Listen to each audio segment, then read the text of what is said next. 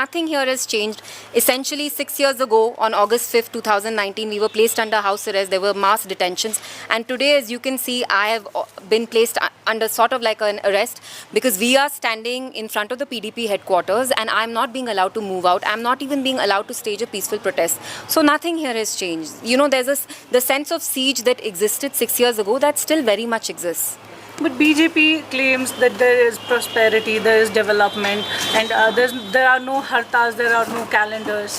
I mean, that's one thing. They are like a broken record. That's all they've been saying for the past 6 years. But then, why aren't people here allowed to express their opinion? Why aren't they allowed to vent how they really feel? They are so scared. They know that the people of Jammu and Kashmir, 6 years on as well, have not accepted, you know, the constitutional harakiri they did, the illegal abrogation of Article 370.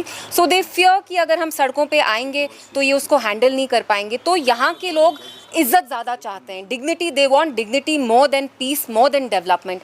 And we know the sense of fragile peace, how it was shattered 3 months ago with the dastardly Pahalgam terror attack, which of course I condemn. But even what they try to sell, that peace that they exist, it's a mirage, and this mirage fell apart in April when you had the very unfortunate terror attacks in Pahalgam. Somewhere there is a contradiction in what they are saying, what they are claiming, and what is actually happening on the ground. There's no sense of security. People feel like they're being marginalized. The people of Jammu and Kashmir feel that they're being punished, they're being disempowered, dispossessed from their lands, from their jobs, from their resources.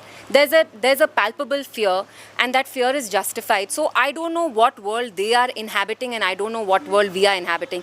The Jammu and Kashmir that I live in, the Jammu and Kashmir that we inhabit, is not a happy place to be in right now. I'm going to keep it to the illegal abrogation of Article 370 today. Kashmir is like a breeding ground for rumors. Even we've been hearing very disturbing rumors about how Jammu is again going to be carved out as a separate state, and South Kashmir might be merged with Jammu, while Kashmir will remain a UT, and it might even be stripped of an assembly. So none of these rumors give us any solace. They don't bring anything positive, you know, for the people of Kashmir.